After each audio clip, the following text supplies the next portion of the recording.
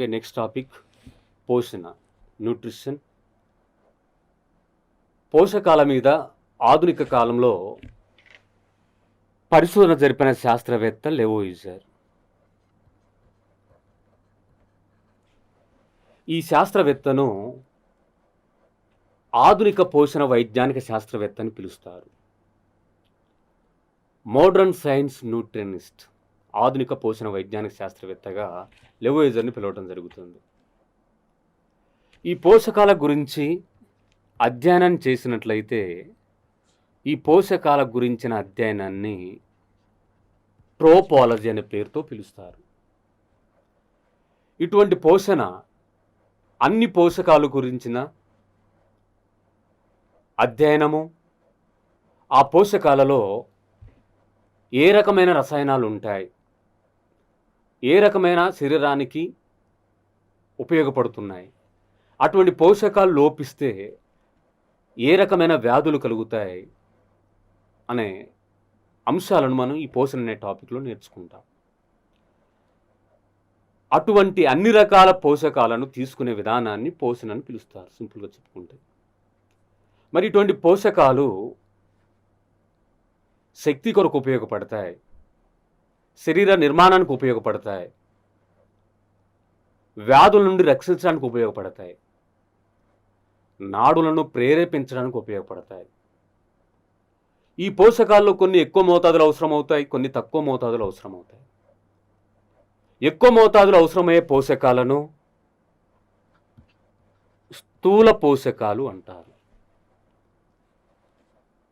Macronutrients తక్కువ స్థాయిలో, తక్కువ ప్రమాణంలో అవసరమైతే వాటిని సూక్ష్మ పోషకాలని పిలుస్తారు. మైక్రో న్యూట్రియంట్స్, ఈ స్థూల పోషకాలు అనేవి ఎక్కువ ప్రమాణంలో అవసరమవుతాయి, such like as carbohydrates, proteins, lipids. ఇవి స్థూల పోషకాలు. సూక్ష్మ పోషకాలు అనేవి వీటిలో మూలకాలు మరియు విటమిన్లు.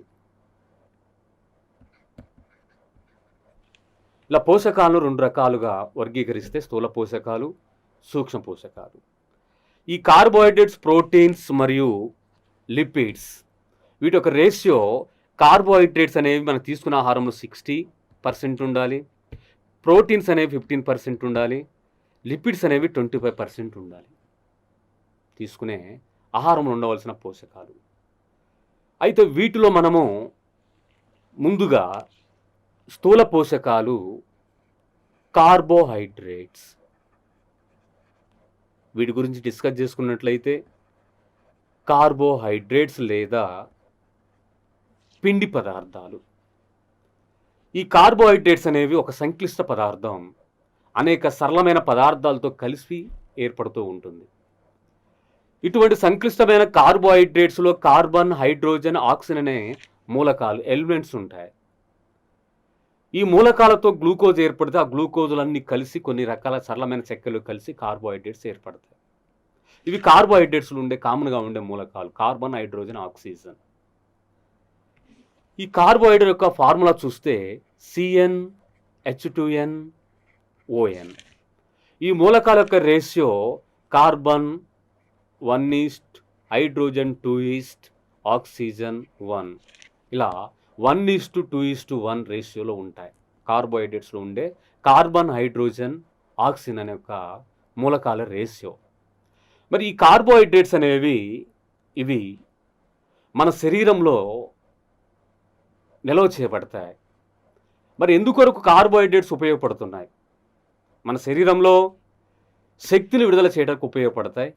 ఈ కార్బోహైడ్రేట్స్ అనేవి ఇవి శరీరంలో 500 గ్రాముల పరిమాణంలో ఎప్పుడు నిల్వ ఉంటాయి. అంటే మనం తిన్న ఆహారం గ్లూకోజ్గా మారిన తర్వాత, రక్తంలో కలిసిన తర్వాత ఆ గ్లూకోజ్ అనేది కార్బోహైడ్రేట్స్గా కన్వర్ట్ అయ్యి మన శరీరంలో ఆ రూపంలో నిల్వ చేయబడుతుంది. ఇటువంటి శక్తి కొరకు ఉపయోగపడే కార్బోహైడ్రేట్స్ మనం ఏ రకమైన ఆహార పదార్థం నుంచి పొందుతున్నాం? బియ్యము, గోధుమలు, చిరుధాన్యాలు. తృణధాన్యాలు. అంటే అవి రాగులు కానీ, జొన్నలు కానీ, సజ్జలు వంటివి తృణధాన్యాల్లో, చిరుధాన్యాల్లో కార్బోహైడ్రేట్స్ లభించి శక్తి కొరకు ఉపయోగపడతాయి. మరి ధాన్యాల్లో కాకుండా వాటితో పాటు ఈ కార్బోహైడ్రేట్స్ అనేవి బంగాళదుంపలో ఉంటాయి, అరటిలో ఉంటాయి, చిలగడ దుంపలో ఉంటాయి, బీట్రూట్లో ఉంటాయి. ఈ బీట్రూట్లో కార్బోహైడ్రేట్స్ ఎక్కువ ప్రమాణంలో ఉంటాయి. ఇటువంటి కార్బోహైడ్రేట్స్ ఇవి నీటిలో కరిగే స్వభావాన్ని బట్టి, దాని యొక్క రసాయన నిర్మాణాన్ని బట్టి దీని సాకరైడ్స్ అనే పేరుతో పిలుస్తారు.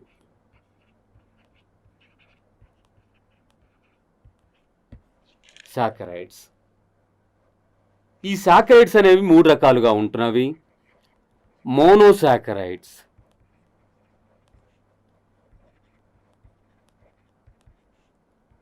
Disaccharides,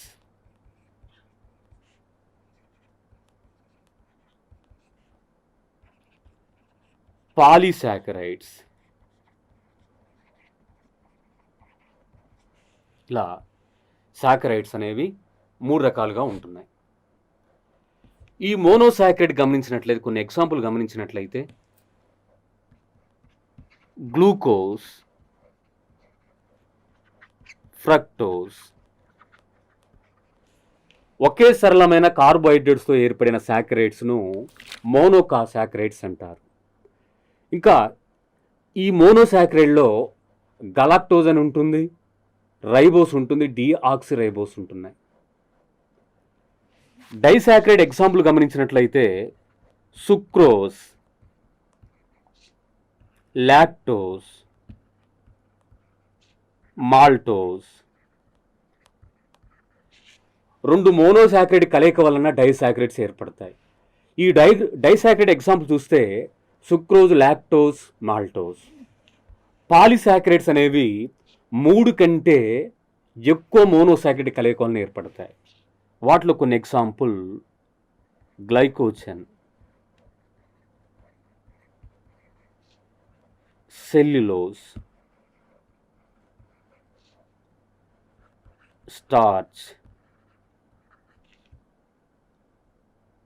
chitin. ఇవి పాలిసాకరైడ్లు. వీటిలో మనం మోనోసాకరైడ్ గురించి డిస్కస్ చేసుకుంటే గ్లూకోజ్.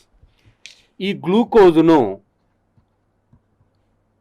బ్లడ్ షుగర్ అనే పేరుతో పిలుస్తారు,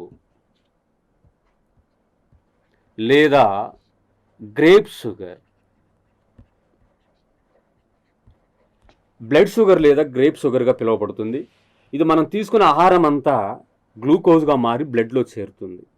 ఆ బ్లడ్లో చేరిన తర్వాత దాని యొక్క డెస్టినేషన్ కణములో ఉన్న మైటోకాండ్రియాలో చేరుతుంది. ఈ గ్లూకోజ్ శక్తి కొరకు ఉపయోగపడుతుంది. 1 గ్రామ్ గ్లూకోజ్ ఉపయోగించినట్లయితే 4 కిలోకాల శక్తి విడుదలవుతుంది. ఇటువంటి గ్లూకోజ్ను దాన్ని గుర్తించేటప్పుడు డెసిలీటర్ రక్తంలో తీసుకొని మిల్లీగ్రాముల్లో గ్లూకోజ్ యొక్క పరిమాణాన్ని గుర్తించబడుతుంది. Next one fructose. ఈ ఫ్రక్టోజ్ అనేది తేనెలో అధికంగా ఉంటున్నది. దీన్ని హనీ షుగర్ అనే పేరుతో పిలుస్తారు, లేదా ఫ్రూట్లో కూడా ఉండటం వలన దీన్ని ఫ్రూట్ షుగర్ అనే పేరుతో పిలువబడుతుంది. ఈ ఫ్రక్టోజ్ చక్కెర పదార్థాల్లోనే అత్యంత తీయటి చక్కెర పదార్థం. న్యాచురల్ స్వీటెస్ట్ షుగర్గా పిలువబడుతుంది ఫ్రక్టోజ్. ఈ ఫ్రక్టోజ్ అనేది సహజమైన తీయటి చక్కెర. మరి కృత్రిమైన తీయటి చక్కెరలు కూడా ఉంటాయి. ఆ కృత్రిమైన తీయటి చక్కెరలు కొన్ని ఎగ్జాంపుల్ గమనించినట్లయితే సాకరిన్, సుక్రలోజ్,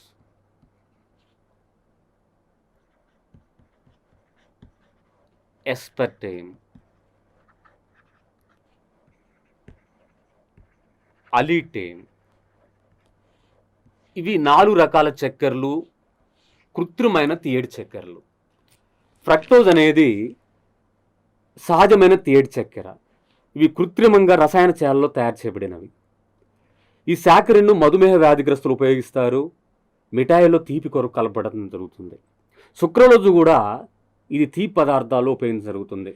ఎస్పర్టేమ్ అనేది ఇది కూల్ డ్రింక్స్లో తీపి కొరకు ఉపయోగించబడుతూ ఉంటుంది. అలిటేమ్ కూడా తీపి పదార్థాల్లో కలిపి ఉపయోగిస్తారు. ఈ అలిటేమ్ అనేది కృత్రిమైన చక్కెరలో అత్యంత తీయటి చక్కెర. కృత్రిమ చక్కెరలోనే అత్యంత తీయటి చక్కెర అలిటేమ్. సహజమైన చక్కెరలుగా తీసుకుంటే ఫ్రక్టోజ్ అవుతుంది. ఈ 4 రకాల బాక్స్లో ఉన్నాయి కృత్రిమైన తీయటి చక్కెరలు. ఆ కృత్రిమైన తీయటి చక్కెరలో అత్యంత కృత్రిమ తీయటి చక్కెర అలిటేమ్. తర్వాత డైసాకరైడ్లు. వీటిలో సుక్రోజ్. ఈ సుక్రోజ్ అనే డైసాకరైడ్ ఇది గ్లూకోజ్, ఫ్రక్టోజ్ అనే 2 మోనోసాకరైడ్ కలయికలను ఏర్పడుతుంది. ఇది చెరుకులో లభిస్తుంది. సో దీనిని కేన్ షుగర్గా పిలుస్తారు. ఈ సుక్రోజ్ చెరుకు నుండి ఎక్కువగా లభిస్తుంది. దాంతోపాటు బీట్రూట్, బంగాళదుంప నుండి కూడా లభిస్తుంది. మన భారతదేశంలో ప్రపంచవ్యాప్తంగా చెరుకు నుండే షుగర్ తయారు చేస్తే కొన్ని పాశ్చాత్య దేశాల్లో బంగాళదుంప, బీట్రూట్ నుండి పంచదారను తయారు చేయడం జరుగుతుంది. మన ఇళ్లలో ఉపయోగించుకునే పంచదార కూడా ఒక సుక్రోజే. తర్వాత మరొక డైసాకరైడ్ లాక్టోజ్. ఈ లాక్టోజ్ అనేది పాలలో లభిస్తుంది. సో దీనిని మిల్క్ షుగర్గా పిలుస్తారు. ఇది 2 మోనోసాకరైడ్ కలయికలను ఏర్పడుతుంది లాక్టోజ్. ఆ 2 మోనోసాకరైడ్లు గ్లూకోజ్ మరియు గలాక్టోజ్. మరొక డైసాకరైడ్ మాల్టోజ్. మాల్టోజ్ ఎప్పుడైనా ప్రకృతిలో ఇదే రూపంలో లభించదు. మాల్టోజ్ రూపంలో లభించదు. అది సహజమైన కార్బోహైడ్రేట్ నుంచి లభిస్తూ ఉంటుంది. ఇటువంటి మాల్టోజ్ అనేది ఒకే రకమైన 2 మోనోసాకరైడ్ కలయిక వలన ఆ 2 మోనోసాకరైడ్లు ఏంటంటే గ్లూకోజ్, మరొక రకమైన గ్లూకోజ్. ఇది బార్లీ విత్తనాలు లభిస్తూ ఉంటుంది. సో దీనిని మాల్ట్ షుగర్ అనే పేరుతో పిలుస్తారు. ఈ మాల్టోజ్ను ఎక్కువగా బీరు తయారు, ఆ బీర్ ప్రాసెస్ తయారీ కొరకు ఉపయోగించడం జరుగుతూ ఉంటుంది. ఇవి డైసాకరైడ్లు. ఇక పాలిసాకరైడ్ గమనించినట్లయితే ఈ పాలిసాకరైడ్ అనేవి 3 కంటే ఎక్కువ మోనోసాకరైడ్ కలయిక వలన ఏర్పడతాయి. 3 మోనోసాకరైడ్ కలయిక వలన ఒలిగోసాకరైడ్లు ఏర్పడతాయి. అవి జెంటియోస్, రాఫినోస్. ఈ పాలిసాకరైడ్ గమనిస్తే వీటిలో గ్లైకోజన్ ఎక్కువగా మనం తీసుకున్న గ్లూకోజ్, మన రక్తంలో ఎక్కువగా ఉన్న గ్లూకోజ్ అది గ్లైకోజన్గా మార్పు చెంది కాలేయంలో నిల్వ చేయబడుతుంది. ఇది మానవులతో పాటు అన్ని రకాల జంతువులలో అధికమైన గ్లూకోజ్ గ్లైకోజన్గా మారి కాలేయం మరియు కండరాలు నిల్వ చేయబడుతుంది. కాబట్టి ఈ గ్లైకోజన్ అన్ని రకాల జంతువులు నిల్వ చేయబడటం వల్ల ఈ గ్లైకోజన్ను యానిమల్ స్టార్చ్ అనే పేరుతో పిలుస్తారు. Animal starch. ఇది జంతువుల్లో ఉండదు. తర్వాత సెల్యులోజ్. ఈ సెల్యులోజ్ అనేది జంతువుల్లో ఉండదు. మొక్కల యొక్క కణకోశం సెల్ వాల్లో తయారవుతూ ఉంటుంది. ఇది కొన్ని శాకాహారుల్లో, కుందేలు వంటి శాకాహారుల్లో ఇది డైజెస్ట్ అవుతుంది, జీర్ణం అవుతుంది. మానవుల్లో మాత్రం ఈ సెల్యులోజ్ జీర్ణం కాదు. మరి అయినా కూడా మానవుల్లో సెల్యులోజ్ వాళ్ళకు ఉపయోగిస్తే కాన్స్టిపేషన్ నుండి కాపాడుతుంది, మలబద్ధకం నుండి కాపాడుతూ ఉంటుంది సెల్యులోజ్. ఇది వృక్షాల యొక్క కణకవచం, సెల్ వాల్లో ఉంటుంది. Next one starch. ఈ స్టార్చ్ అనేది మొక్కలలో కిరణజన్య సంయోక్రియ ద్వారా తయారయ్యే పిండి పదార్థం. దీన్ని ప్లాంట్ స్టార్చ్ అని కూడా పిలుస్తారు. ఫోటోసింథసిస్ ద్వారా తయారవుతుంది. మరొకటి కైటిన్. ఇది కీటకాలలో నత్రజనితో కూడిన బాహ్య కవచం,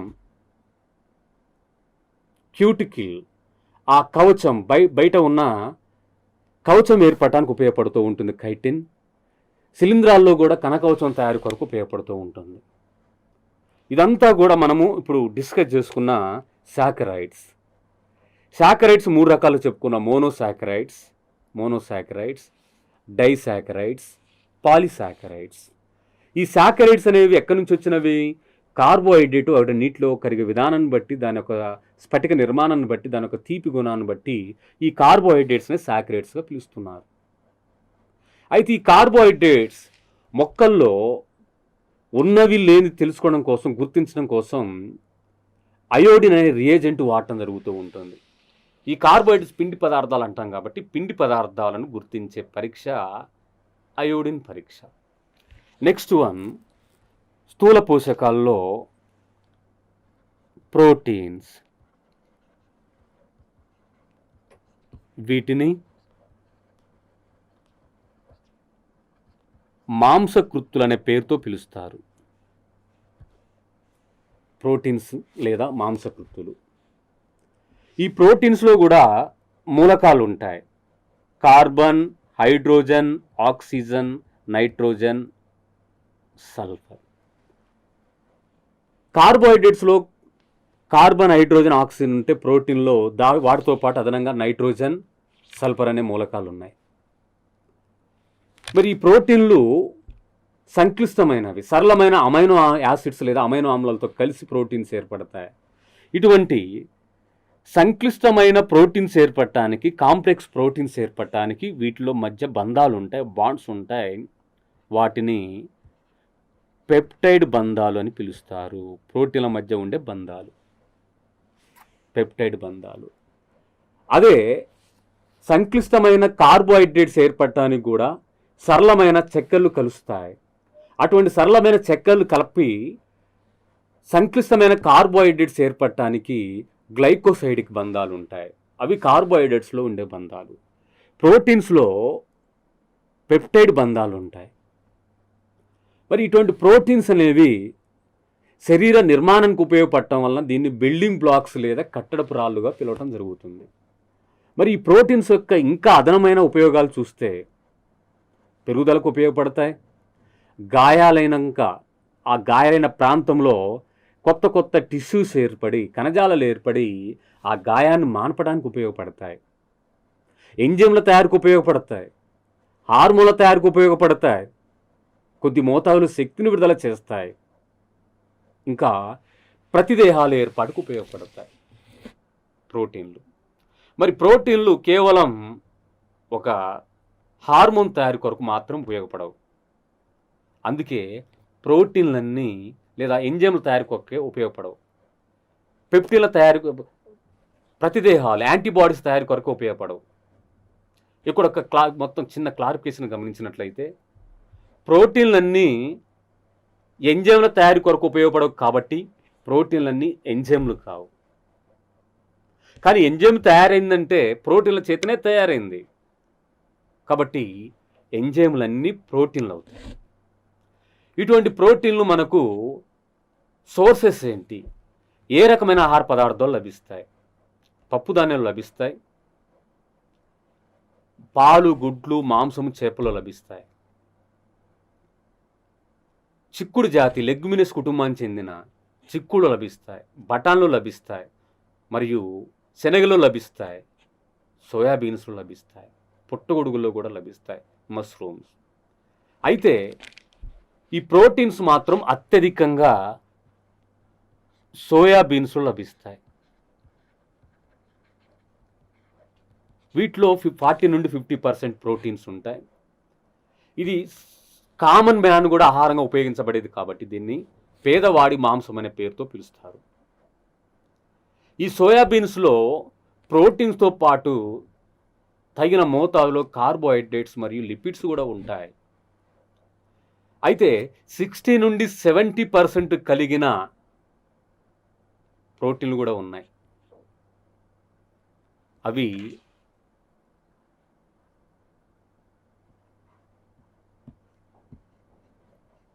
స్పైరులినా. ఈ స్పైరులినాలో 60% 70% ప్రోటీన్స్ ఉంటాయి. దీని ప్రస్తుతం మెడిసిన్ తయారు కొరకు జరుగుతూ ఉంటుంది. మరి ఇటువంటి ప్రోటీన్స్ అనేవి మన శరీరంలో వివిధ రకాల ఆహార పదార్థాల్లో కాకుండా మన శరీరంలో కణాల్లో రైబోజోములో తయారవుతాయి. అటువంటి రైబోజోమ్స్ను ప్రోటీన్ యొక్క కర్మాగారాలు, ప్రోటీన్ ఫ్యాక్టరీస్ అనే పేరుతో పిలుస్తారు. మరి ఇవి ప్రకృతిలో అమైనో ఆమ్లాల వలన తయారవుతున్న ఈ ప్రోటీన్స్ 24 రకాలు ఉంటే మన శరీరానికి 20 రకాల అమైనో యాసిడ్స్ అవసరమవుతాయి. ఇటువంటి ప్రోటీన్లు వివిధ రకాల మన శరీరంలోనే గమనించినట్లయితే వివిధ రకాల పేర్లతో పిలువబడుతున్నాయి. లేదా వివిధ రకాల ఆహార పదార్థాల్లో కూడా ఆ ప్రోటీన్స్ను గమనిస్తే కెసిన్, ఇది పాల్లో ఉండే ప్రోటీన్. ఆల్బుమిన్, గుడ్డులో ఉండే ప్రోటీన్. ఆక్టిన్, మయోసిన్, ఇవి మజిల్స్, కండరాల్లో ఉండే ప్రోటీన్లు.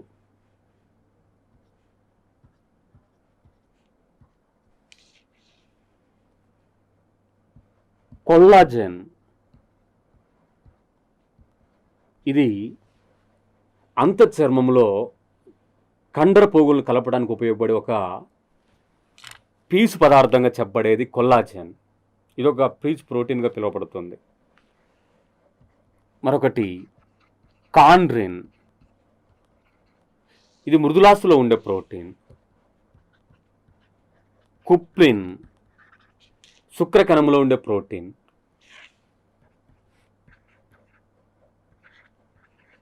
కెరాటిన్, చర్మము, వెంట్రుకలు, గోర్లు, జంతువులైతే కొమ్ములు, గిట్టలో ఉండే ప్రోటీన్.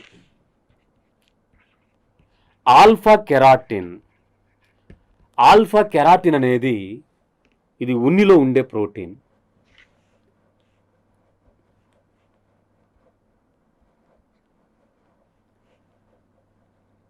సిరిసిన్, ఫైబ్రోయిన్, ఇవి 2 పట్టు దారంలో ఉండే ప్రోటీన్లు. సిరిసిన్, ఫైబ్రోయిన్. మరొక ప్రోటీన్ గ్లోబిన్, హీమోగ్లోబిన్లో ఉంటుంది. ప్రోత్రామిన్, ఫైబ్రోజిన్ అనే 2 రకాల ప్రోటీన్లు, ఇవి ప్లాస్మాలో ఉంటాయి. ఇవన్నీ ప్రోటీన్ల రూపాలు, వివిధ రకాల పదార్థాల్లో వేరువేరు పేర్లతో పిలువబడే ప్రోటీన్లు ఇవి. ఈ ప్రోటీన్లో కొన్ని విషపూరితమైనవి ఉంటాయి, విషపూరిత ప్రోటీన్లు. వాటిలో పాస్ఫోలైపేజెస్, ఈ పాస్ఫోలైపేజెస్ అనే విషపూరిత ప్రోటీన్ పాము విషంలో ఉంటుంది. కొన్ని శాకాహారులకు విషపూరితంగా ఉన్న ప్రోటీన్ గాసిపిన్ పత్తిలో ఉంటుంది.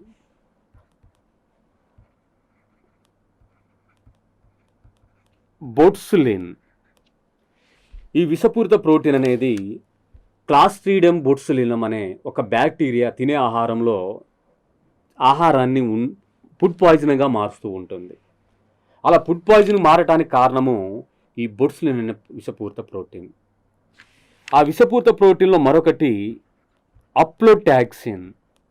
ఈ అప్లోటాక్సిన్ అనేది వేరుశెనగ గింజల్లో ఉంటుంది, బూజు పట్టిన వేరుశెనగ గింజలు.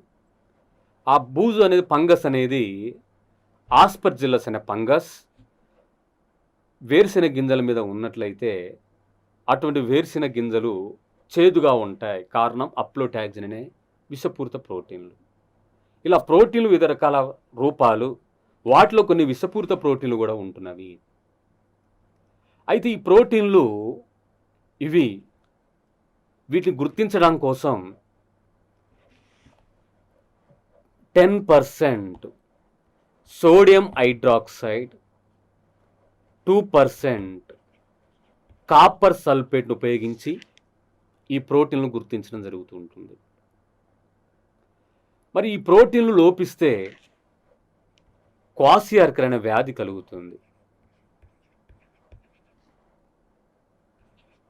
ప్రోటీన్ డెఫిషియన్సీ వలన క్వాసియార్కర్ అనే వ్యాధి. ఇది క్వాసియార్కర్ అనేది ఒక ఆఫ్రికా పదం. ఆఫ్రికా దేశంలో వారికి సరైన పోషక విలువలు కలిగిన ఆహారం లభించదు. అటువంటి లభించని వారిలో కొంతమంది తల్లులు ఒక సంతానం తర్వాత మరొక సంతానం వేగంగా అందడం జరుగుతూ ఉంటుంది. అలా ఫస్ట్ సంతానం తర్వాత వెంటనే రెండో సంతానం అందినట్లయితే ఫస్ట్ సంతానానికేమో ఈ పాలకు సంబంధించిన ప్రోటీన్ సంబంధించిన పాలకు బదులుగా తల్లి అన్నం తిని పెడుతూ ఆహారాన్ని అందిస్తూ ఆ రెండో శిశువుకు ప్రోటీన్ కలిగిన పాలు అందిస్తూ ఉంటుంది. ఎందుకంటే ఇద్దరికి సరిపడవు కాబట్టి.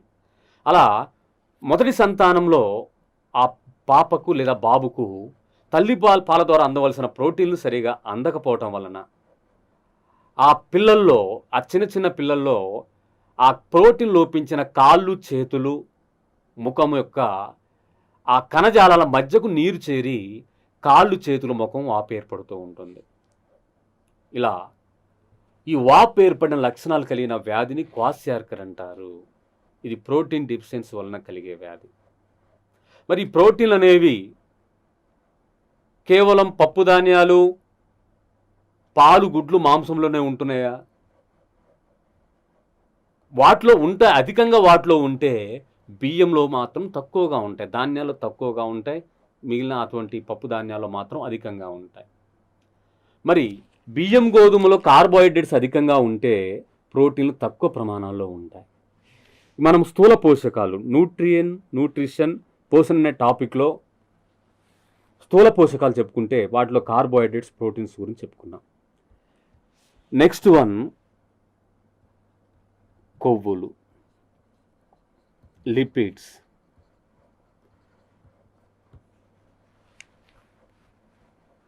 కొవ్వుల్లో కూడా మూలకాలు ఉంటాయి, కార్బన్, హైడ్రోజన్, ఆక్సిజన్. ఈ కొవ్వులు అనేవి జనరల్గా నీటిలో కరగవు. బెంజిన్, క్లోరోఫామ్, ఈథర్లో మాత్రమే కరుగుతాయి. మరి మన శరీరంలో 75% దాకా నీరున్నాయి. అటువంటి నీరున్నప్పుడు ఆ నీటిలో ఈ కొవ్వులు కరగాలి అంటే పైత్రసంలోని సోడియం లవణాలు ఎమల్సిఫికేషన్ జరపడం వలన అప్పుడు నీటిలో కరుగుతాయి. డైరెక్ట్గా నీటిలో కరగవు, బెంజిన్, ఈథర్, క్లోరోఫామ్లో కరుగుతాయి. మరి ఈ కొవ్వులు మన శరీరంలో అడిపోజ్ కణజాలము, అడిపోజ్ టిష్యూ, అడిపోజ్ కణజాలంలో కొవ్వులు నిల్వ చేయబడతాయి. మన శరీరంలో ఉండవలసిన ప్రమాణంలో కంటే అధికంగా కొవ్వులు నిల్వ ఉంటే అటువంటి వారికి స్థూలకాయత్వం లేదా ఒబేసిటీ అనే వ్యాధి కలుగుతూ ఉంటుంది. కొవ్వులు అధికంగా తీసుకోవటం వలన కలిగే వ్యాధి స్థూలకాయత్వం, ఒబేసిటీ. ఈ స్థూలకాయత్వం 2 రకాలుగా ఉంటుంది. మరి ఈ స్థూలకాయత్వం నివారణ కొరకు 2 రకాల చికిత్సలు ఉంటాయి. ఒకటి బేరియాటిక్ ట్రీట్మెంట్,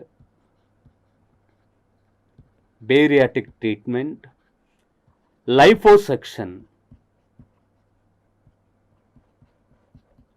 2 రకాల చికిత్సలు ఉంటాయి స్థూలకాయత్వానికి, ఒబేసిటీకి. బేరియాటిక్ ట్రీట్మెంట్ అంటే జీర్ణాశయం యొక్క పరిమాణం తగ్గించడం. అంటే జీర్ణాశయంలో ఒక బెలూన్ పంపితే ఆ బెలూన్ అనేది జీర్ణాశయం యొక్క ఆ పరిమాణం తగ్గిస్తుంది. అప్పుడు తక్కువ ఆహారం తీసుకున్నా కడుపు నిండినట్లుగా అనిపిస్తుంది. మరి అటువంటి శరీరానికి కావలసిన శక్తి ఆ తీసుకున్న ఆహారంలో సరిపోదు. ఆ శరీరంలో ఆల్రెడీ నిలవ ఉన్న కొవ్వులు క్యాలరీస్గా మార్చబడి అప్పుడు ఆ శరీరానికి సరిపడే శక్తిని అందించే క్రమంలో ఆ కొవ్వు యొక్క పర్సంటేజ్ తగ్గుతూ ఉంటుంది. ఇక లైపోసక్షన్. లైపో అంటే కొవ్వు, సెక్షన్ అంటే లాగివేయటం. అంటే ప్రత్యేకమైన పరికరాల ద్వారా కొవ్వు అయితే ఎక్కడ ఉన్నదో ఆ ఇన్స్ట్రుమెంట్స్ ద్వారా ఆ కొవ్వును బయటకు తీసేసే ప్రక్రియను లైపోసక్షన్ అంటాం. ఇది స్థూలకాయత్వం చేసే 2 రకాల చికిత్సలు, బేరియాటిక్ ట్రీట్మెంట్ మరియు లైపోసక్షన్. మరి ఈ కొవ్వులు మన శరీరానికి శక్తి కొరకు ఉపయోగపడతాయి, కార్బోహైడ్రేట్ శక్తి కొరకు ఉపయోగపడతాయి, ప్రోటీన్ అనేది శరీర నిర్మాణానికి, పెరుగుదలకు, హార్మోన్ల తయారీకి, ఎంజైమ్ల తయారీకి మరియు యాంటీబాడీస్ ప్రత్యేహాల ఉత్పత్తితో పాటు మరి శక్తి కొరకు ఉపయోగపడతాయి. అయితే 1 గ్రామ్ గ్లూకోజ్ ఆక్సీకరణ చెందితే అది 4 క్యాలరీల శక్తి విడుదల చేస్తే 1 గ్రామ్ ప్రోటీన్ కూడా ఆక్సీకరణ చెందినప్పుడు 4 కిలో క్యాలరీ శక్తిని విడుదల చేస్తాయి. కొవ్వులు మాత్రము 9.45 కిలో క్యాలరీ శక్తిని విడుదల చేస్తాయి. 1 గ్రామ్ వినియోగించినట్లయితే కొవ్వును 9.45 కిలో క్యాలరీ శక్తిని విడుదల చేస్తాయి. అయితే ఈ కొవ్వులు అనేవి శరీరం మీద ఉన్న సూక్ష్మ క్రిములను కూడా తొలగించడానికి ఉపయోగించబడుతూ ఉంటాయి. అది సోప్స్ రూపంలో. ఆ సోప్స్ రూపంలో ఉపయోగించబడతాయి కాబట్టి ఆ సోప్ మీద TFM అని రాసి ఉంటుంది, టోటల్ ఫ్యాట్ మ్యాటర్. ఆ సోపులో ఉండే ఆ కొవ్వు యొక్క పరిమాణాన్ని బట్టి దానికి గ్రేడ్ ఇవ్వటం జరుగుతూ ఉంటుంది. Grade 1 soap, grade 2, grade 3 సోపులుగా. అయితే కొన్ని జీవులు నీటిలో ఉన్న క్షీరదాలు మమ్మేల్స్ అనేవి ఆ కొవ్వును ఉపయోగించుకొని మందమైన కొవ్వు పొరను ఏర్పరచుకొని శరీరంలో ఉన్న ఉష్ణోగ్రతను బయట పోకుండా కాపాడుకుంటాయి. అటువంటి మందమైన కొవ్వు పొర బ్లబ్బర్. ఆక్వాటిక్ మమ్మేల్స్ జలచర క్షీరదాలు ఇవి నీటిలో ఉండి ఉష్ణోగ్రత నియంత్రణ కొరకు మందమైన కొవ్వు పొరను ఏర్పరచుకుంటే ఆ మందమైన కొవ్వు పొరగా పిలువబడేదే బ్లబ్బర్. మరి ఇటువంటి కొవ్వులు 3 రకాలుగా ఉంటాయి. అసంతృప్త ఫ్యాటీ ఆమ్లాలు, సంతృప్త ఫ్యాటీ ఆమ్లాలు మరియు కొలెస్ట్రాల్. ఫస్ట్ ఆఫ్ ఆల్ అసంతృప్త ఫ్యాటీ ఆమ్లాలు.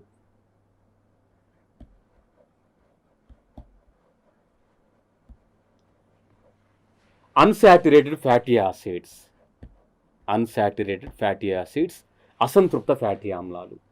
ఈ అసంతృప్త ఫ్యాటీ ఆమ్లాలు అనేవి మొక్కలకు సంబంధించిన ఆహార పదార్థాల్లోనూ మరియు చేపల్లోనూ అధికంగా ఉంటాయి. ఇవి ఎంత అధికంగా తీసుకున్నా కూడా గుండె సంబంధించిన వ్యాధులు కలగవు. సో ఇవి ఆరోగ్యానికి ఉపయోగకరంగా ఉంటాయి. ఇటువంటి అసంతృప్త ఫ్యాటీ ఆమ్లాలు సన్ఫ్లవర్లో అధికంగా ఉంటాయి. సన్ఫ్లవర్లో అధికంగా ఉండటం వలన దాన్ని అధికంగా ఉంటాయని తెలపడం కొరకు PUFAగా రాయబడుతుంది. UFA అనేది unsaturated, F fatty, A acids. అలా దానికి అధికమైన పదానికి ముందుగా మనం P అనేది జోడించాం. P. అయితే ప్యూపా పాలీ అన్సాచురేటెడ్ ఫ్యాటీ యాసిడ్స్. ఇవి మొక్కలలో లీనోలిక్ ఆమ్లము, లీనోలీనిక్ ఫ్యాటీ ఆమ్లము ఇవి పత్తిలో లభిస్తూ ఉంటాయి.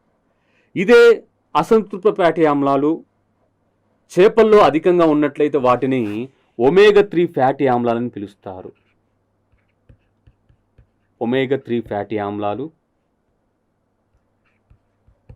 ఈ ఒమేగా-3 ఫ్యాటీ ఆమ్లాలు కొలెస్ట్రాల్ నియంత్రణ చేయడం కొరకు, క్యాన్సర్ నివారణ కొరకు ఉపయోగపడతాయి. ఇటువంటి ఒమేగా-3 ఫ్యాటీ ఆమ్లాలు అధికంగా టూనా చేపల నుండి లభిస్తాయి, మెకరెల్ చేపల నుండి లభిస్తూ ఉంటాయి, సాల్మాన్ చేపల నుంచి లభిస్తూ ఉంటాయి.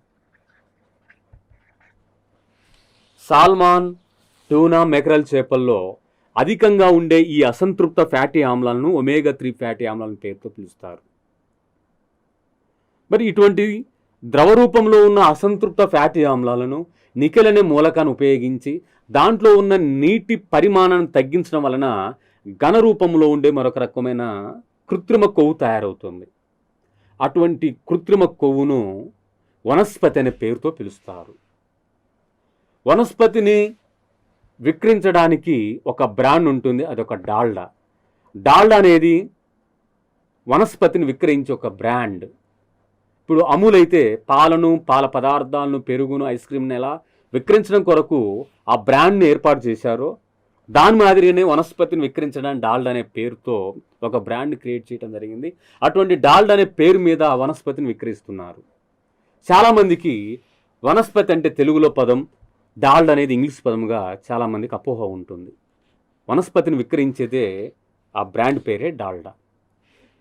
సెకండ్ వన్ సంతృప్త ఫ్యాటీ ఆమ్లాలు, సాచురేటెడ్ ఫ్యాటీ యాసిడ్స్. ఈ సంతృప్త ఫ్యాటీ ఆమ్లాలు ఇది కూడా శరీరానికి అవసరం, ఉపయోగమే.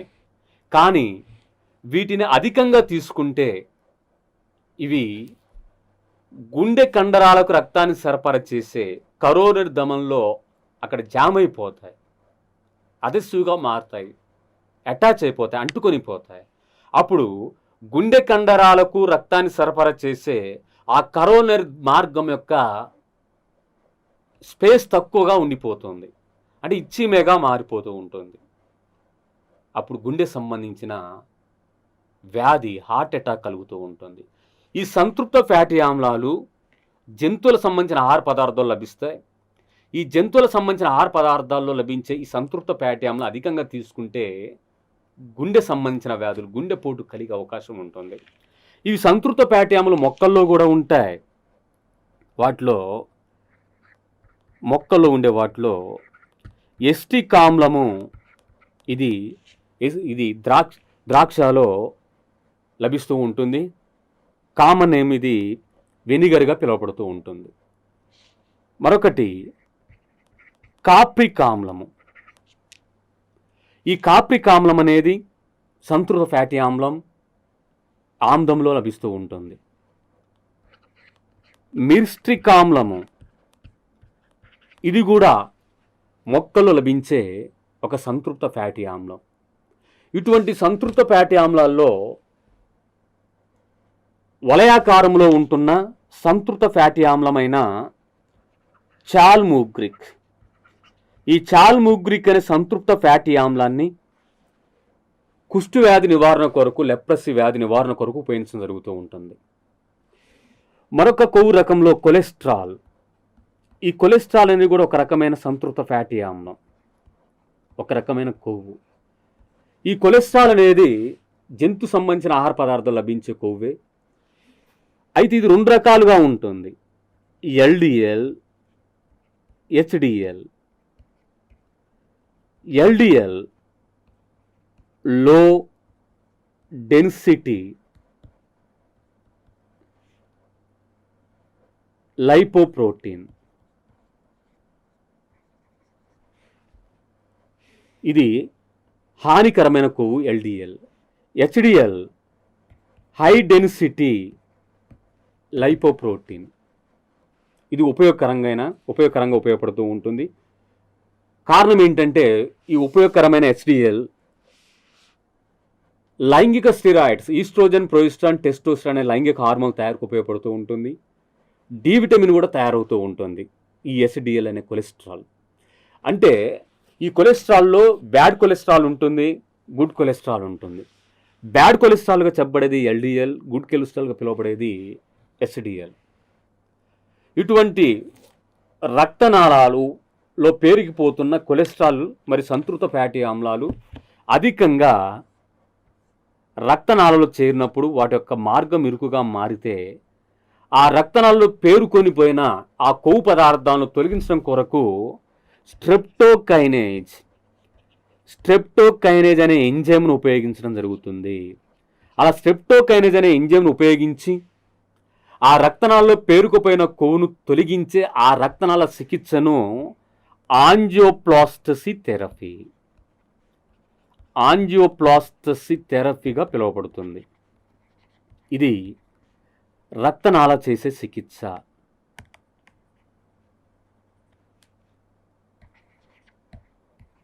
యాంజియోప్లాస్టసీ థెరపీ. స్థూలకాయత్వాన్ని చేసే రెండు చికిత్సలు బేరియాటిక్ ట్రీట్మెంట్, లైపోసెక్షన్. రక్తనాళాల్లో అంటుకొని ఉన్న కొవ్వులను తొలగించడం కొరకు స్ట్రెప్టోకైనేజ్ అనే ఎంజైమ్ను ఉపయోగించి ఆ చేసే చికిత్సను, ఆ రక్తనాళ చికిత్సను యాంజియోప్లాస్టసీ థెరపీ అనే పేరుతో పిలుస్తారు. మనం పోషణ అనే అంశంలో కార్బోహైడ్రేట్స్, ప్రోటీన్స్, లిపిడ్స్ మనం ఇప్పటిదాకా నేర్చుకున్నాం.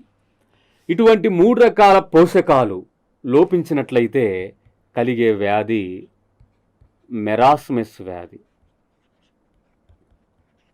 మెరాస్మస్ వ్యాధి ప్రోటీన్లు మరియు క్యాలరీల లోపం వల్ల కలిగేది. ఈ క్యాలరీలు ఏంటి? శక్తి కొరకు ప్రమాణాలు, శక్తి కొరకు ఉపయోగించబడే ఆహార పదార్థాలు.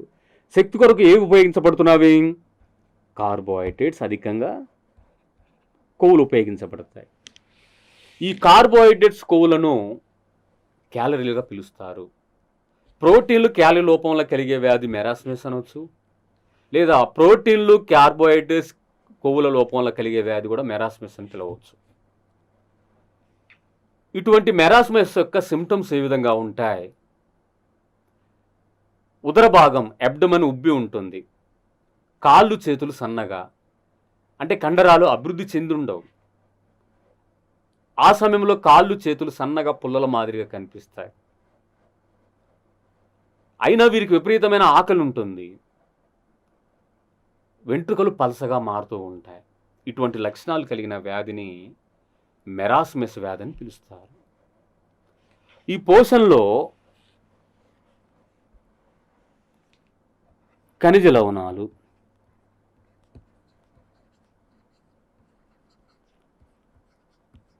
మూలకాలు గమనించినట్లయితే ఎలిమెంట్స్, ఇవి మానవ శరీరంలో 54 రకాల ఖనిజ లవణాలు ఉంటాయి, మూలకాలు ఉంటాయి. వాటిలో అధికంగా ఉండే ఈ ఖనిజ లవణం లేదా మూలకం కార్బన్ మానవ శరీరంలో అధికంగా ఉంటుంది. మానవ శరీరంలో తక్కువగా ఉండేది మాంగనీస్, తక్కువగా ఉండే మూలకం. మానవ శరీరంలో ఎక్కువగా ఉన్న వాయువును గమనిస్తే ఆక్సిజన్. ఇటువంటి ఖనిజ లవణాలు ఎందుకొరకు ఉపయోగపడతాయి? ఇవి కూడా పెరుగుదలకు ఉపయోగపడతాయి, కణజాలాల ఏర్పాటుకు ఉపయోగపడతాయి, వ్యాధుల నుండి రక్షణ కొరకు ఉపయోగపడతాయి, మరియు నాడుల ప్రేరణ కొరకు ఉపయోగపడతాయి. ఈ ఖనిజ లవణాలు వీటిలో కొన్ని ఎక్కువ ప్రమాణంలో ఉపయోగపడతాయి, తక్కువ పరిమాణంలో ఉపయోగపడతాయి. ఎక్కువ స్థాయిలో ఉపయోగపడితే స్థూల మూలకాలు అంటారు. తక్కువ ప్రమాణం ఉపయోగపడితే వాటిని సూక్ష్మ మూలకాలు లేదా ట్రేస్ మూలకాలని పిలుస్తారు. మన యొక్క బాడీకి ఉపయోగపడే అవసరాన్ని బట్టి ఈ ఖనిజ లవణాలను 2 రకాలుగా విభజించారు. స్థూల మూలకాలు మ్యాక్రో ఎలిమెంట్స్, సూక్ష్మ మూలకాలు మైక్రో ఎలిమెంట్స్.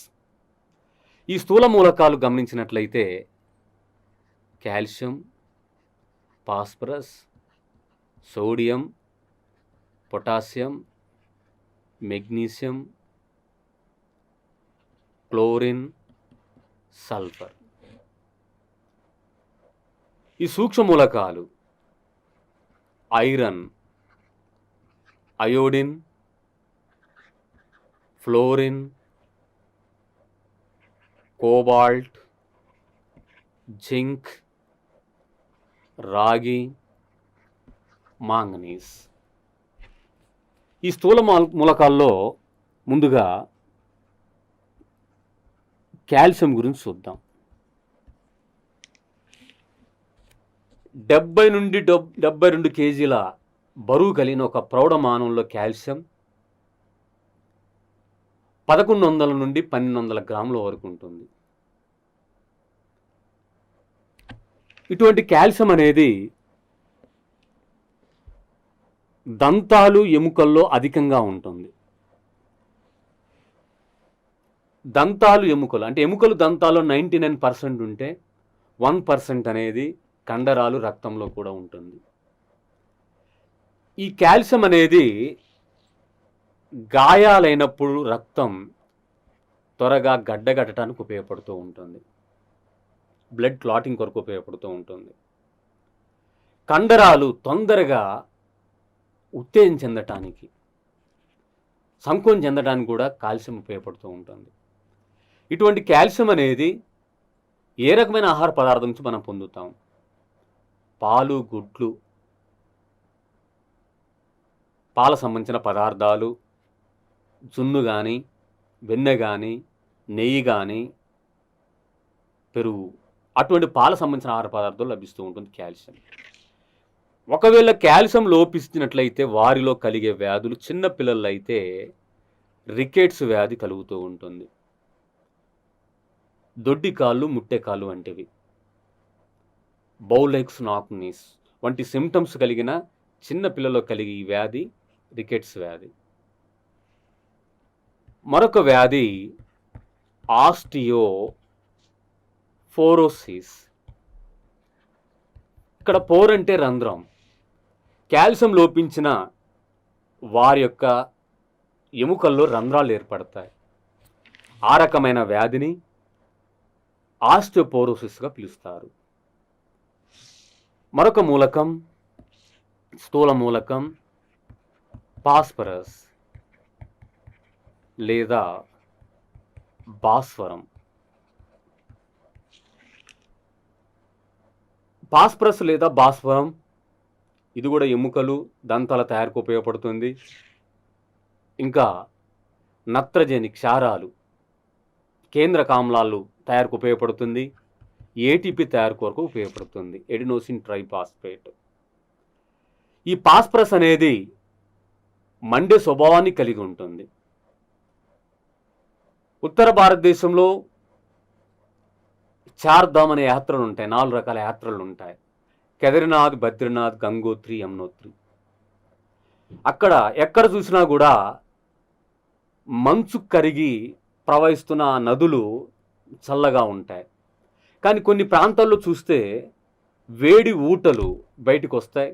అక్కడ పరిశీలకులు చెప్పింది ఏంటంటే ఆ వేడి నీరు రావడానికి కారణం భూమి పొరల్లో ఉన్న ఫాస్ఫరసే కారణం అని చెప్పడం జరిగింది. అంటే ఫాస్ఫరస్కు మండించే గుణం ఉంటుంది. ఈ ఫాస్ఫరస్ కూడా పాలు, గుడ్లు, చేపలు లభిస్తూ ఉంటుంది.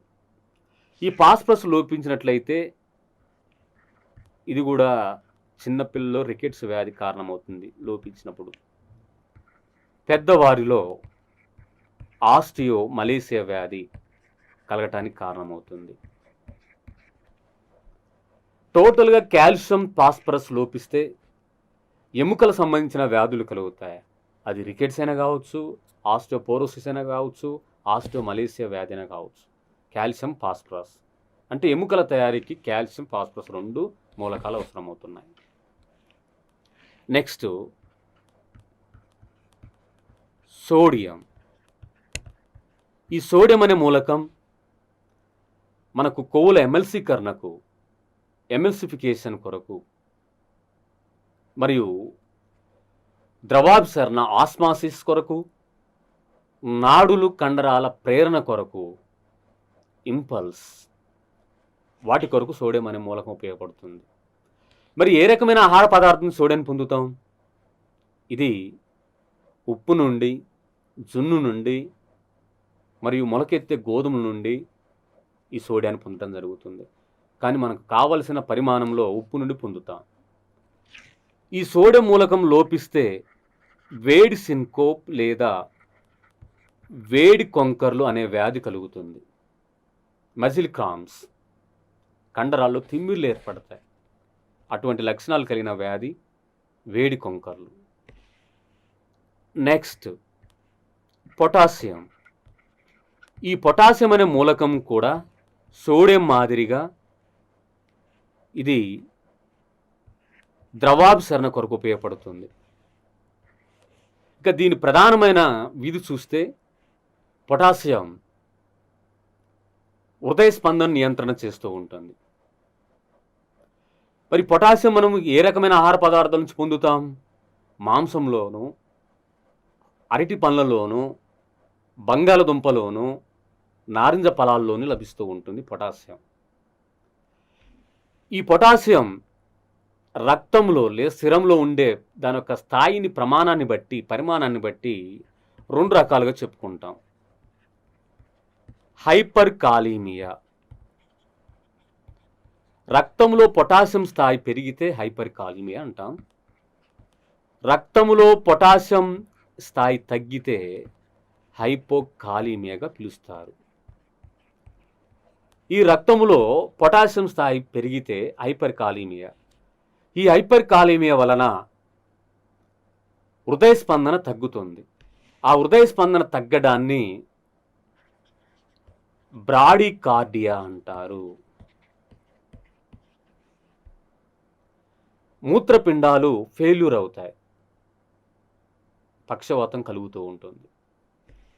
హైపోకాలీమియా, దీనివలన హృదయ స్పందన పెరుగుతుంది. దాన్ని వైద్య పరిభాషలో టాకీకార్డియా అనే పేరుతో పిలుస్తారు. టాకీకార్డియా. ఇలా రక్తంలో పొటాషియం పరిమాణాన్ని బట్టి ఎక్కువగా ఉంటే హైపర్ కాలిమియా అని, తక్కువగా ఉంటే హైపోకాలిమియా అనే పేరుతో పిలుస్తున్నారు. హైపర్ కాలిమియా వలన బ్రాడీకార్డియా కలుగుతుంది, అంటే గుండె యొక్క వేగం తగ్గుతుంది. హైపోకాలిమియా వలన టాకీకార్డియా అనే గుండె వ్యాధి కలుగుతూ ఉంటుంది, అంటే గుండె వేగం పెరుగుతూ ఉంటుంది. Next one manganese. మాంగనీస్ అనేది సార్ దీంట్లో ముందుగా మెగ్నీషియం.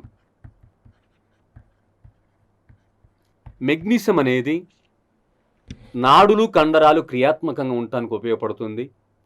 ఇది వేరుశెనగ, చిక్కుడు, పాలు, గుడ్లు, మాంసం అన్ని రకాల ఆహార పదార్థాలు లభిస్తుంది. అది ఫుడ్ సోర్సెస్, మెగ్నీషియం లభించే ఫుడ్ సోర్సెస్. ఈ రకమైన మెగ్నీషియం లోపించినట్లయితే, డెఫిషియన్సీ కలిగితే పక్షవాతం కలుగుతూ ఉంటుంది. ఇది మెగ్నీషియం లోపం వల్ల కలిగే వ్యాధి.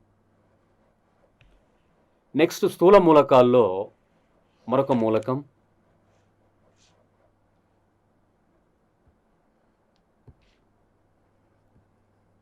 క్లోరిన్.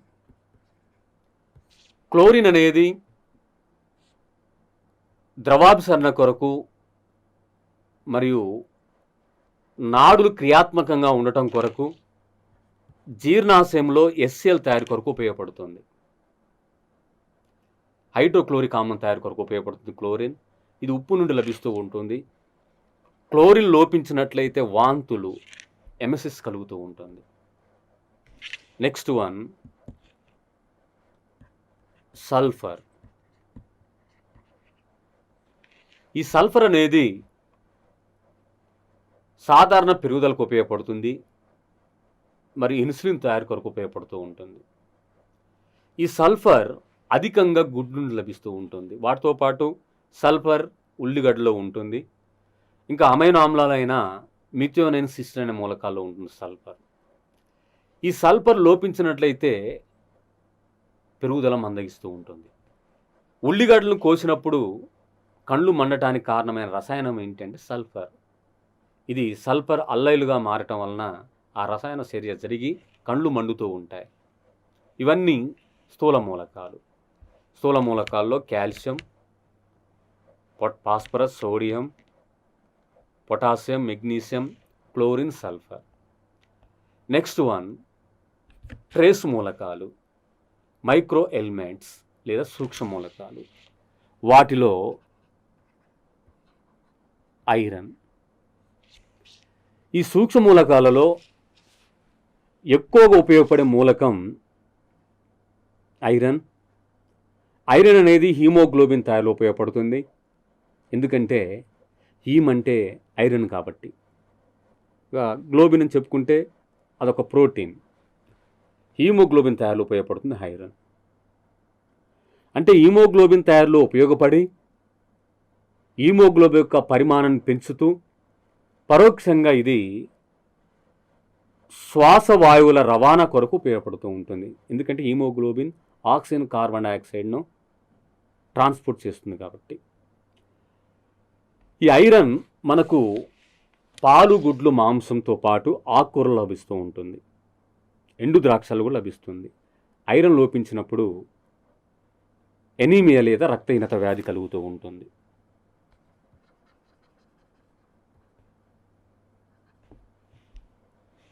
మరొక మూలకం అయోడిన్. అయోడిన్ అనే మూలకం ఎక్కువగా థైరాయిడ్ గ్రంథిలో ఉంటుంది. థైరాయిడ్ గ్రంథిలో ఉండి థైరాక్సిన్ అనే హార్మోన్ విడుదలకు ఉపయోగపడుతుంది. ఈ అయోడిన్ అనేది పిల్లల్లో శారీరక, మానసిక పెరుగుదలకు ఉపయోగపడుతూ ఉంటుంది.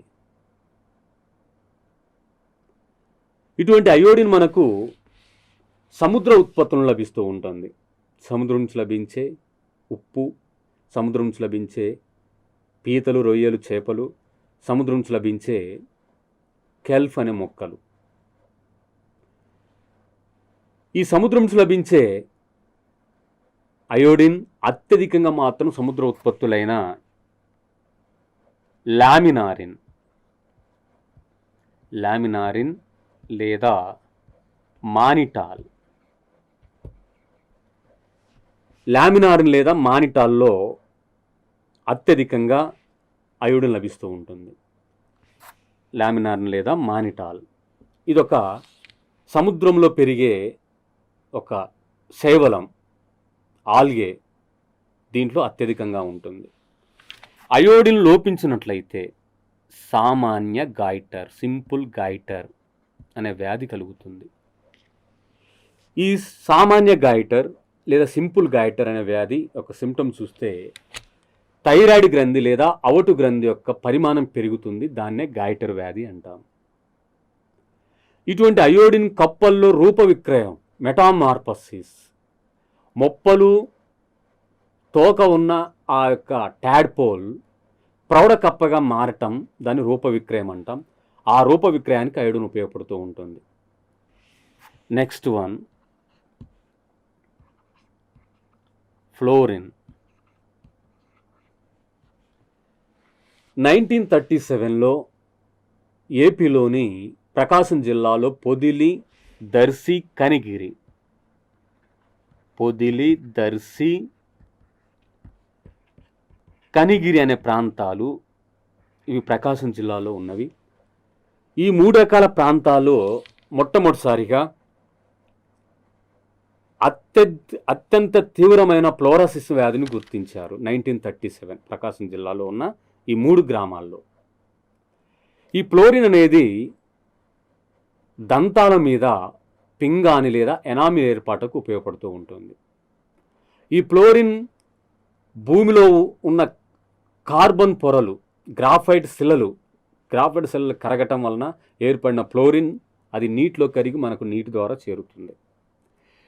ఈ నీటి ద్వారా లభిస్తున్న ఫ్లోరిన్ సాధారణంగా నీటిలో 0.5 ppm నుండి 0.9 ppm వరకు ఉంటుంది. పార్ట్స్ పర్ మిలియన్ ppm అంటే 1.5 వరకు ఉండొచ్చు. ఈ ఫ్లోరిన్ ఉండటం వలన ఎటువంటి ప్రమాదం ఉండదు ఆ పరిమాణంలో ఉంటే. అది ఒక WHO నివేదిక 1.5 వరకు ఉంటే. ఆ 1.5 దాటితే, mg దాటితే అప్పుడు దంతాలు, ఎముకల సంబంధించిన వ్యాధులు కలుగుతూ ఉంటాయి.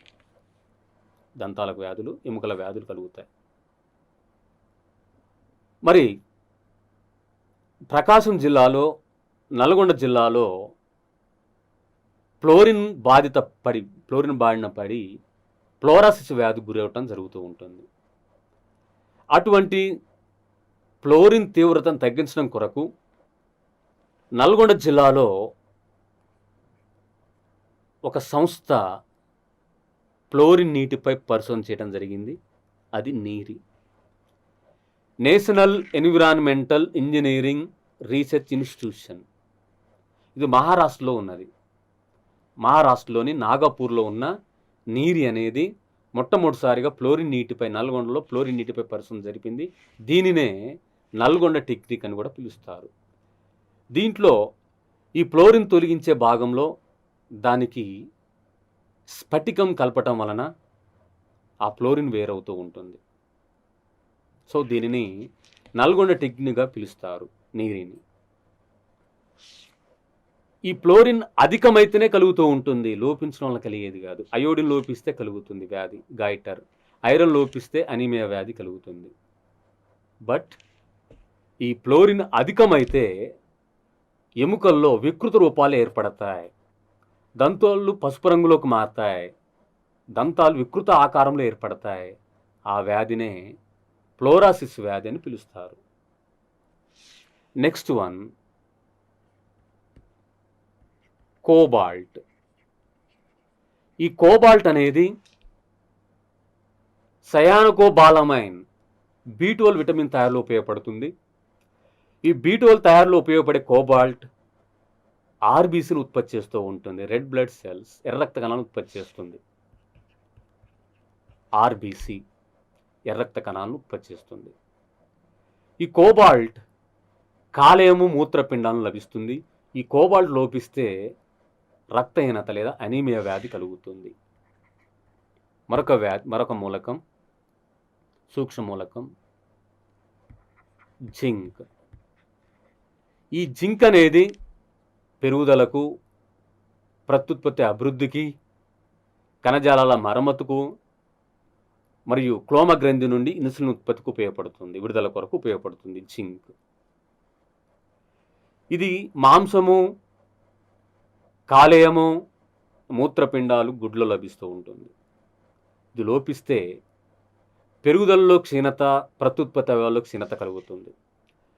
అయితే ఇది జింక్ అనేది ఎంజైమ్లన్నింటినీ యాక్టివేట్ చేయాలి, అప్పుడు పోషకాహార లోపం అనేది ఉండదు. అది దృష్టిలో పెట్టుకొని భారతీయ వ్యవసాయ పరిశోధన కేంద్రం వారు డిఆర్ఆర్ దాన్ 45 అనే నూతన వరి వంగడాన్ని సృష్టించారు. దాంట్లో అత్యధికంగా జింక్ ఉంటుంది. జింక్ అత్యధికంగా ఉన్న నూతన వరి వంగడం న్యూఢిల్లీలో సృష్టించారు, డిఆర్ఆర్ దాన్ 45. నెక్స్ట్ వన్ రాగి లేదా కాపర్. రాగి లేదా కాపర్ హీమోసైనిన్ అనే ఒక వర్ణకం, హీమోగ్లోబిన్ వర్ణకం మాదిరిగా కొన్ని జీవులలో హీమోసైనిన్ వర్ణకం ఉంటుంది. హీమోగ్లోబిన్ తయారీ కొరకు ఐరన్ ఉపయోగపడితే హీమోసైనిన్ తయారీ కొరకు రాగి ఉపయోగపడుతూ ఉంటుంది. ఇటువంటి కాపర్ లేదా రాగి ఆకుకూరలు, మాంసం, పాలు, గుడ్లు, దాంతోపాటు చిరుధాన్యాలు మరియు కాయగూరల వంటి ఆహార పదార్థాలు లభిస్తూ ఉంటుంది రాగి. అయితే ఇది మెదడులో మాత్రం సెరిబ్రోక్యూపిక్ రూపంలో ఉంటుంది, కాలేయంలో హెపాటోక్యూప్రిక్ రూపంలో ఉంటుంది. ఇది లోపిస్తే ఎనీమియా వ్యాధి కలుగుతూ ఉంటుంది. నెక్స్ట్ వన్ సూక్ష్మ మూలకాల్లో లాస్ట్ వన్ మ్యాంగనీస్. ఈ మ్యాంగనీస్ అనేది అతి తక్కువ ఉపయోగపడే మూలకం, మానవ శరీరంలో తక్కువగా ఉండే మూలకం. ఇది ప్రత్యుత్పత్తి వ్యవస్థ అభివృద్ధి కొరకు ఉపయోగపడుతుంది. ఇది గింజలు, ధాన్యాలు, కూరగాయలు లభిస్తుంది. దీని లోపం వలన వంధ్యత్వం కలుగుతుంది. అంటే ప్రత్యుత్పత్తి అవయవాలు క్షీణించే వ్యాధి వంధ్యత్వం. ఇటువంటి స్టెరిలిటీ వ్యాధి ఇది మానవుల్లో అంత ప్రభావం చూపెట్టదు, కానీ ఈ మాంగనీస్ లోపిస్తే ఎలుకల్లో వంధ్యత్వం కలుగుతూ ఉంటుంది. ఇవన్నీ సూక్ష్మ మూలకాల వల్ల కలిగే వ్యాధులు. ఈ సూక్ష్మ మూలకాలు iron, iodine, fluorine, cobalt, zinc, రాగి, మాంగనీస్. ఇవి మూలకాలు, స్థూల మూలకాలు, సూక్ష్మ మూలకాలు.